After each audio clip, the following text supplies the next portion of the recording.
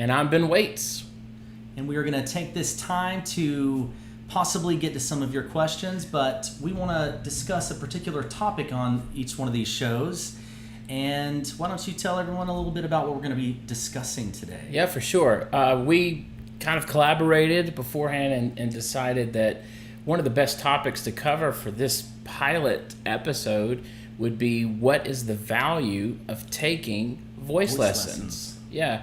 Why should someone take a voice lesson? Who does it actually benefit, and how does it benefit them? And I think for some of you, for sure, the answer is going to be a little bit surprising, for sure. Definitely. Now, there are lots of questions that we get from individuals that come into the studio here in Nashville all the time. We get a lot of foot traffic here on Music Row, and sometimes they pop in. They're existing artists, and they just kind of want to know a little bit about what we do as vocal coaches. And that's kind of a loaded question because it depends on where you are, skill level wise, what you're looking to get out of the voice lessons. And, singing is a multifaceted art, right? It's not just science, it's not just technique. There's also the side of style and emotionally connecting with an audience. And that's one of the great joys as vocal coaches that we get to speak to in our teaching, is really treating it as a holistic approach, looking at the art side as well as the technique side. So speaking to where you are level-wise, maybe you're just starting out, you're beginning. Maybe we get a lot of people who come in and they're like, I can't carry a tune in a bucket and I just want to learn how to sing. Well, we love working with every level of musician, all the way to the just brand new, very beginner singer, all the way up to the professional singing in stadiums. And what we do as vocal coaches varies depending on who is in front of us. That's one of the fun things about what we get to do. And so, Ben, let's just open up and kind of have a dialogue about this. Maybe talk and speak to some of the situations that we've encountered as vocal coaches. And let me ask you, in terms of when someone comes in, let's say that they're a beginner student, what are some things that are valuable to a beginner singer when it comes to taking lessons? Yeah, for sure. One thing that's it's a pretty important thing to grasp about voice lessons in general, especially with us, is how diagnostic it is. There's not a one-size-fits-all approach. It's not systematic per se, as in we use the same exercises for everybody. We use the same approach with everybody. There's this really, if I dare say, modular approach to whoever, like you said, whoever's in front of us. We're listening and observing the sound and the physical traits of what you're giving us, and then we're going based off of that, of what to adjust or maneuver in different ways. So if you're new and you're a beginner, voice lessons are it's pretty exhilarating. I remember the first lesson I took with a local teacher in my hometown, and I was so nervous. Because I didn't know what to expect, And then I'm having this stranger say, sing for me on a scale or anything. And it feels so vulnerable. So there's a level of trust that happens with your coach. I personally believe that we have numerous coaches here at Singing Success, and we highly promote taking with different coaches and finding the one that you really click with, because it's a very personal thing, and your coach is going to go through this singing journey with you. Now, beyond that, you found the right coach. You really click. Everything, it just feels good. It's a great connection between you and the coach.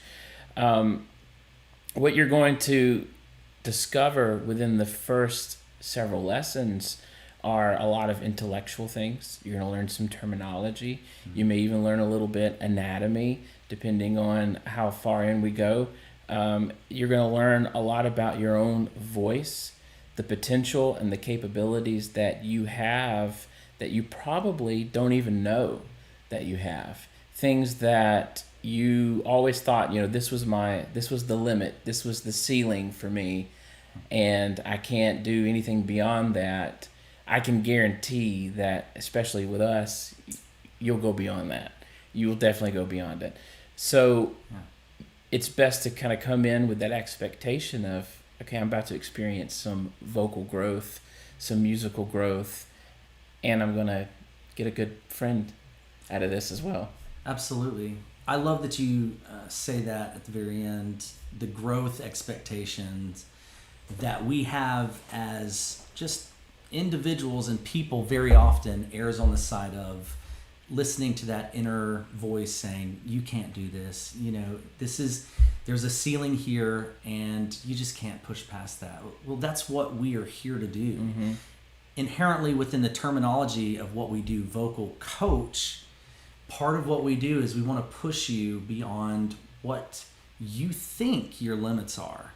And that's where there is a psychological aspect to this. Very often we let that inner voice dictate how far we go with something. And singing certainly is no different. It's always exciting when we get a student come in here, and I'll give an example of one I had earlier today. This particular student started taking with me about 8 months ago and came into the studio and said, he was one of those, I couldn't find dough in a bakery, right? Now that's kind of a nerdy music joke, do, re, mi, fa, sol, la, ti, do.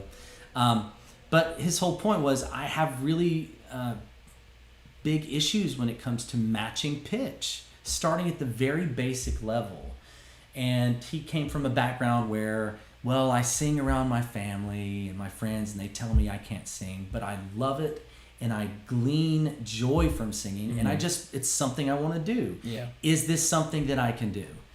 And without a doubt, yes. It does not matter what level you are starting out at. If you start and I play a pitch and you can't match that note, we have the tools as vocal coaches to get you there. Fast forward to today, he's singing complete songs and he's singing all the right pitches and he's in key. And just watching the joy on his face as he sings now, because it enhances the enjoyment that he was getting prior, because now he knows that really the sky is the limit vocally, whether it's range or just matching pitch. And it can go many, many directions. Now, a lot of what we're talking about here in the beginning, what to expect in a first lesson, and maybe we cover anatomy, that kind of thing. But going to the other side of performing, very often we will get singers in here that are very technically driven. Oh, yeah. Well, I've taken voice lessons for my entire life, and I just want to see what you have to say about my voice. Mm-hmm. And they'll come in here and they'll sing and they'll be completely technically perfect. But as a listener, I don't want to be sung at. I want to be invited into the performance. I want to be moved. I want to feel something. And this is a component very often that many people don't think that we talk about as vocal coaches, but it's just as important as an art form to have that emotional connectivity. Otherwise, it's just a technical clinic, and it's so pristine and wonderful. It's like looking at a beautiful car, like a Porsche, but the doors are locked. You can't mm-hmm. drive it, right? Right. It's just a pretty car. So those kinds of things we really like to dig into as well, just depending on where you are. Yeah. Absolutely. It's and on that note, one thing to kind of grasp is, I was thinking about this as you were saying that, we're almost like a parent and a child, and sometimes the kids, you don't know what I'm going through. You don't know, you don't understand. But we're all singers and musicians ourselves. Each of us from really varying backgrounds and different genres and different upbringings of training that we've all landed here. And so I can really guarantee that if there's something you're facing, whether it be something really positive or something in the middle or even a strong difficulty, one of us has faced it, and most of us have probably faced multiple of those things. So we can always meet you on that level of where you are, no matter what that struggle is. And style is most definitely one of those things. I feel that, like you said, a lot of times in the vocal technique world, vocal coaching world, learning the voice world, there becomes this stigma of, I'm learning how to sing. And that's true, but that sentence has a lot more under it. There's so much more to the layering of that statement than just I'm learning how to sing. You can't just be a singer. You have to be a musician, and that's something that all of us have experience in, and not only as musicians, but of course as consumers. We love music. That's why we're doing it. We listen to music all the time, and varying genres of it. We know when we hear something that's just boring and it doesn't work. But we also have cried from moving performances that, chances are, weren't technically correct. Right. I like to always say in this same line of thinking that people, when it comes to being engaged musically with the performance, people are endeared to flaws. So there is something to be said for technical perfection. But if that's what you're geared towards, I'll tell you, that ain't it, as we say in the South. There is that depth of deeper communication in song. And so if that's something that you feel like you're lacking, someone here in the studio, trust me, and this is why I love this team. Like you said, we have so many varying backgrounds of diverse genres that we sing in, and different training backgrounds, and we've all ended up here. I love that you said that, because I look back on my personal journey as a vocal coach. I'm going into my 15th, 16th year of vocal coaching, and if there is a training program out there, I've done it. And I'm a little bit of a nerd. I'm also a music theory nerd, and going through the different forms of education when it comes to the voice, there are a lot of things out there, and there are a lot of things that really led me personally as I was going through my personal lesson journey, taking voice lessons. Continued education is really important to us here too. We continue to take lessons from one another. Yeah. But going through that process, there were a lot of techniques that really, created a path for me that I had to find my way back from, because I started to realize that maybe that wasn't the correct path to take. But as you go through this, it is a process, finding your person, and finding the particular techniques that you want to really adhere to. That's why I love Singing Success so much. That's why I'm here after all these years. And that kind of brings me to put you on the spot. What were some of your journey when it comes to, you mentioned taking that first voice lesson, where you came from. What was your journey leading up to this point here at Singing Success? Yeah. I took one from a local coach, local teacher there in my hometown, and I can honestly say there wasn't much growth, if I'm being just very transparent about that. And you probably have experienced that yourself. Sometimes we've had people come in and they've taken, like you were talking about, they've taken a lot of lessons, but I've had several that they've taken lessons from specific coaches for years and felt like they never got better. And that shouldn't be a thing. You should have improvement.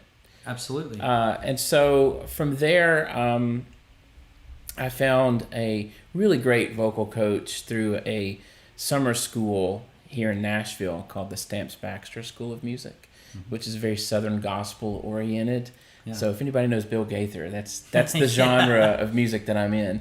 So I went to Stamps, met a man named Glenn Wilson, who was a retired college professor of voice. And he was one of the most, to this day, I would put him on my number 2 vocal coach to study under. Of course, Brett is number 1. But Glenn was amazing and opened my eyes. He didn't even have a term for mix, but he got me into mix. Right. It was amazing. It was such a cool thing. From there, I went to Louisiana College and got a bachelor's in music and started studying. And right out of college, I literally stumbled upon Brett Manning and Singing Success because of YouTube. Here we are. Here we are. Found the YouTube stuff, got into that, and it just kind of spiraled really quickly from there, diving in. How did you land here? Well, quite a journey. So I grew up in a family of singers, right? As many people may, who grow up singing in the particular genre that I grew up singing in. Harmony was a very, very big thing for me, and that's when I fell in love with music. And going through, just your vocal coaches locally, I kind of had the exact same experience as you, where I took voice lessons for many years and not really seeing any growth at all. And I started kind of getting down on myself and saying, there's got to be something else out there.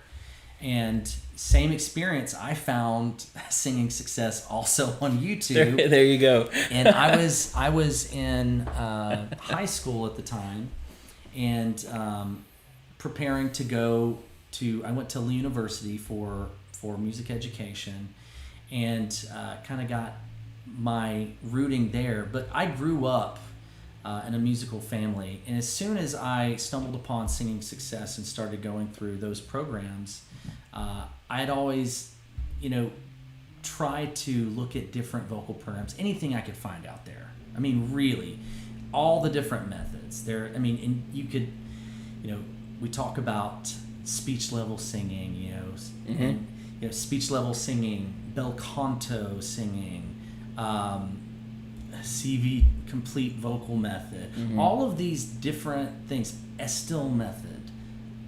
These are things that I plugged myself into because I was a nerd. And I wanted to learn all that I could about the voice. And I started realizing that a lot of these programs kind of are great at the onset, but then you start experiencing diminishing returns because things can be overcomplicated, especially when it comes to singing. And singing is a very simple process. For instance, I took voice lessons in college, and for the first 5 months, or out of the first 5 months, I spent the first 2.5 months doing nothing but breathing exercises. Which achieved 0 for me. It achieved nothing for me, just being frank. And so, little things like that. It's a learning curve.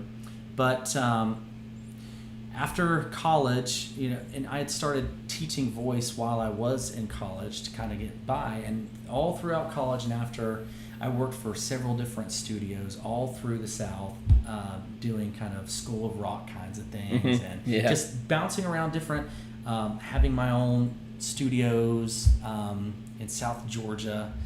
And, I got a call from Brett one day, and many people don't know. If you've seen Chanel Guyton, who teaches here at the studio, she is my sister-in-law. She is not my wife. She is my brother's wife. And, she had worked here for several years at that point, and I'd just been teaching. It just happened to be circumstance or kind of coincidence that we were both vocal coaches. And I was living in another state, and I just get a call from Brett one day, and he had mentioned that they were looking at hiring another vocal coach here in Nashville, and would I be interested? And I said, when can I move? Yeah. And so I packed my bags and came here, and it's been an incredible journey ever since. That's Yeah. kind of, but all that to say, it's always an interesting journey, and I know that we've been through it. Yeah.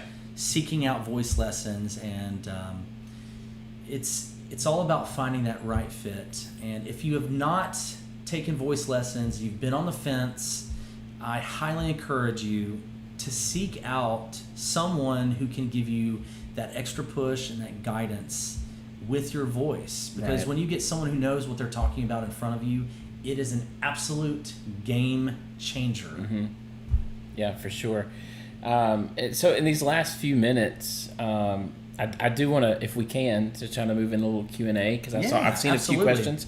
But as a last point, say you're Grammy nominated, or let's say you're out there and you've gotten several tens of thousands of streams, hundreds of thousands of streams. Maybe you're at a million streams, yeah. and within a month. If so, kudos. That's amazing. So, should they take a lesson, and why should they take lessons? Well, I think that is an extremely, extremely important thing for artists that are especially breaking into that world.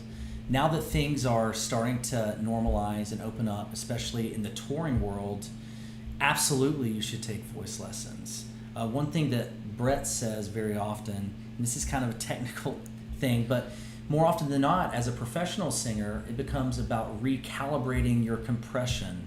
And all that means is how, as a vocalist, now I've got these millions of streamers, which, by the way, we have many artists here that come through here that you listen to their music on a daily basis.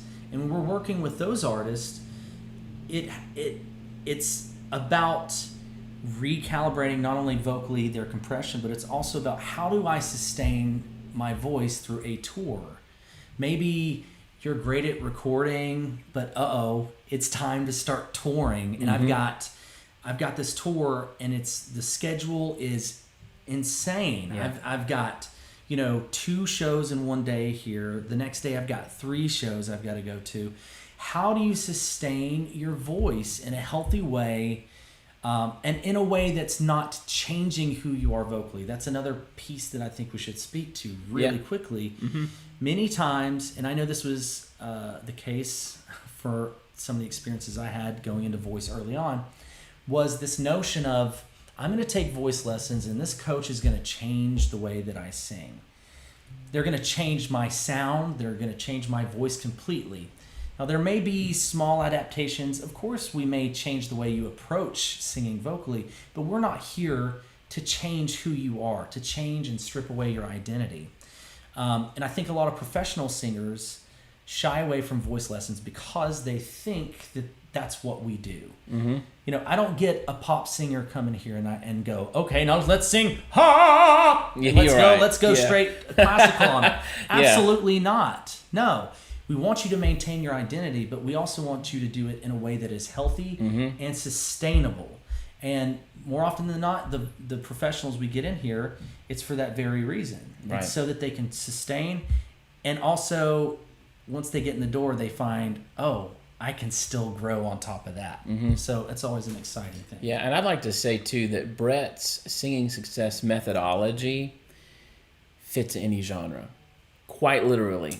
It fits any and every genre. Yes. So that's something there. Okay, so let's look at. I'll see if I can pull up some questions, because we've had some. There was one in particular I can't wait for you to answer.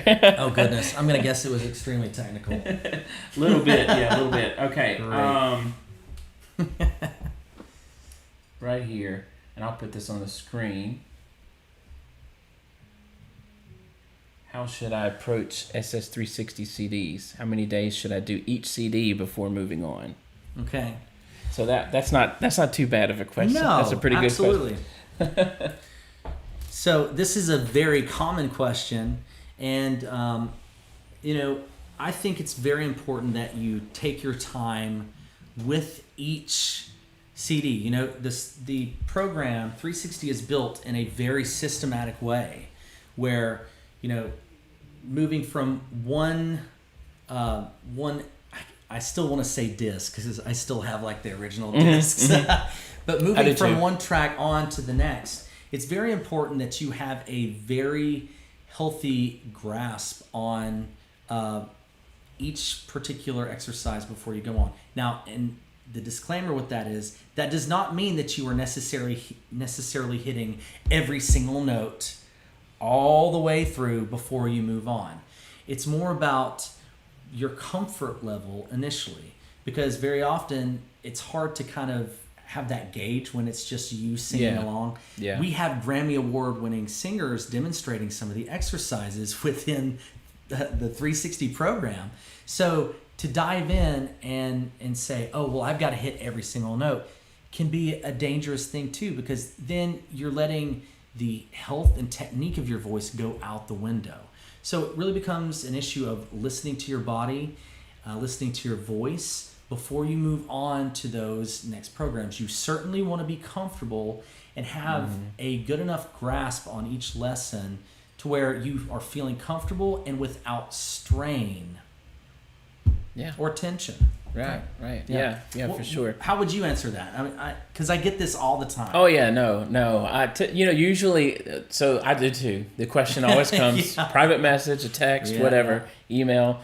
You want to take the 360, and this is how I went through it for myself on my own personal journey.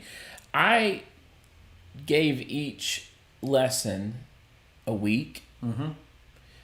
So, and only doing it once a day. And I think that it's important to say that because I have had a client say, well, I've done it 5 times a day. Yeah. Too much. Don't do that. Don't overwork your voice, because you can do damage by over singing. And not just over singing like you sing really hard, but over singing as in you literally are singing way too much. Yeah. That's a possibility. Yeah. There are people that have been on tour that have had to step back a little bit because of way too much touring, way too much singing. So I try to give it a week, and at the end of the week, I do an assessment. How easy is this lesson for me? It's kind of what you're saying. Has this gotten really comfortable? Do I feel really confident, really good with this? Things are pretty easy. Again, like he said, don't compare yourself to the demo singers that are there. Very important. These are people that have spent 20, 30, 40 years really studying this, so they can do it without thinking about it. They can just go right in. So give that assessment to yourself at the end of the week. Feels good? Next week, do the next lesson. And if it doesn't, give yourself a couple days off. Vocal rest. Yeah. Just relax. Take it easy. Don't stress. Don't think about it. And try that lesson again for maybe 2 or 3 days and see if it's starting to get easier. If you find a roadblock, you can call us. You can email us, support@singingsuccess.com, and you can ask us this question. Hey, is this am I doing this right? Yeah. And we can help you give that those little one-offs of watch yourself here, blah blah blah.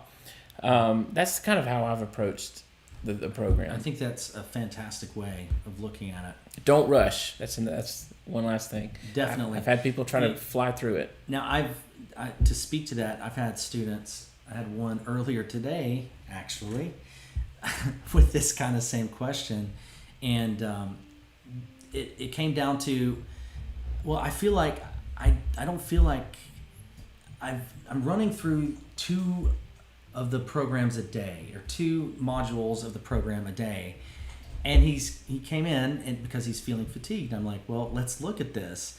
And I said, well, I'm going to have you back off, and I want you to do just this much. And I gave him exactly what to go through, and he said, well, if I do, I've done that before, and I don't feel anything here.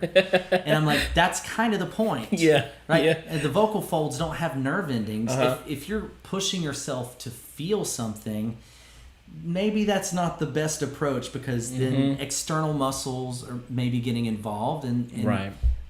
It's just counterproductive at that point. Yeah, so, no, I agree. Great question. Okay, you're going to like this next one. Get it pulled up here. Okay, I love this question so much. What's the difference between singing success and speech level singing. Okay. This is a biggie. Yeah. Okay, it's very nuanced. Okay, but the difference between and I'm just gonna answer this as eloquently as I can is that these two things are not mutually exclusive, right? There's an element of speech level singing within singing success. The differentiating factor between singing success and speech level is that we, and from a technical standpoint, allow for more flexibility when it comes to the position of the larynx. Particular styles and genres may require for a slightly lower larynx, as opposed to it being 100% neutral all of the time. It also expands beyond that because of the different vocal parts of the vocal range that we address, whether it's vocal fry, whistle tone. Mm-hmm. All of these things are not inherently addressed within the speech level singing. But by and large, we as vocal coaches here adhere to generally having that neutral larynx position. But there is flexibility there. I've worked with singing with the speech level coaches before where I was going stylistically for a particular sound, but I could never get there because the teaching was so rigid. I would like to hear some of your take on this as someone who's studied speech level singing as well. And many don't know this, or actually many do, but one of Brett's teachers is pretty much the father of popular speech level singing, Seth Riggs. Yeah, I think that's an important thing to bring up too, because there's never we're not in competition. No. Brett and Seth still talk. They still love each other very much. There's this mutual respect that's there. And so there's not a moment where we sit back and we go, speech level's bad, don't do speech level. Like he just said, there's a lot we use from that. Absolutely. But you want to know a secret, there's a lot of bel canto that we use. Absolutely. There's a lot of all these different methodologies that we have adapted. Brett has developed this methodology by taking the things that he found to be really consistent and very effective on the majority of voices. And he's compiled this down. And some of you may remember we were talking about this, the original Singing Success program in the yellow box and all that stuff. Oh, yeah. And when that came out, it got so much praise. I mean, it skyrocketed quickly to #1 program in the world for vocal students. Yeah. It also got a lot of hate and a lot of criticism. And Brett listened to all of it, the praise and the criticism. And from both of those, he built 360 program. Yeah. So 360 was birthed from people going, I don't agree, and this is why. He still functions that way today. We're constantly having sessions with him where he goes, I want to teach you something new. Yeah. That you've never heard before. And he mind blown, boom, just he drops new knowledge on us. So it is ever adapting with that, and that's one of the things that I love so much about it. As far as the primary differences between singing success and speech level singing, I find for me personally that you see the differences as you begin to enter into the mixed voice territory. Absolutely. We are, I dare say, a little riskier, if that's a fair word Absolutely. To use. Yeah. And that doesn't mean that we're not safe. It's very safe. We're not jeopardizing anything.